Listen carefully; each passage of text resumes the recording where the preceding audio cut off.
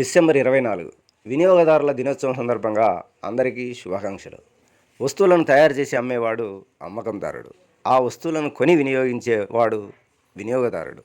వినియోగదారుల ప్రాధాన్యతను జాతిపిత మహాత్మా గాంధీ గారు అమ్మకందారులకు సూచించినట్లుగా వినియోగదారుడు అత్యంత ముఖ్యమైన సందర్శకుడు. అతడు మనపై ఆధారపడడు, మనమే అతనిపై ఆధారపడి ఉన్నాము.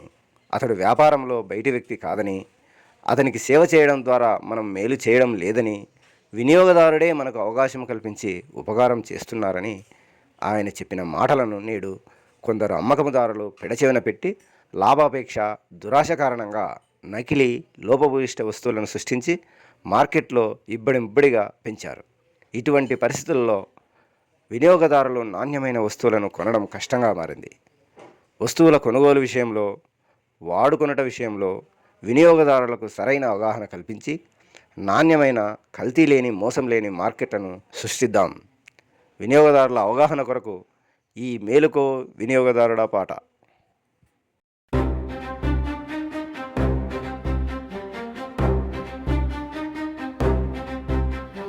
మేలుకో వినియోగదారుడా, మేలుకో,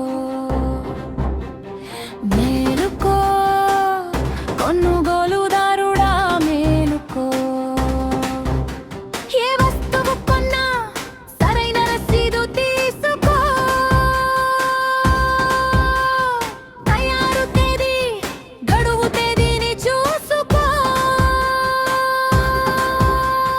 మేలుకో వినియోగదారుడా, మేలుకో, మేలుకో కొనుగోలుదారుడా, మేలుకో. ఐఎస్ఐ, అగ్మార్క్, హల్మార్క్ వస్తువులనే కొనుక్కో. వస్తువులను వాడేటప్పుడు సూచించిన జాగ్రత్తలు పాటించు. నాసిరకం, కల్తీ వస్తువులను గుర్తించు. మోసపూరిత ప్రకటనలను దూరంగా ఉంచు. మేలుకో వినియోగదారుడా, మేలుకో, కొనుగోలుదారుడా, మేలుకో.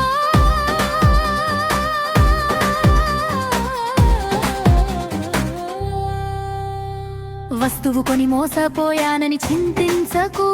రసీదు తీసుకొని వినియోగదారుల కోర్టును ఆశ్రయించు. Toll free number 1915కు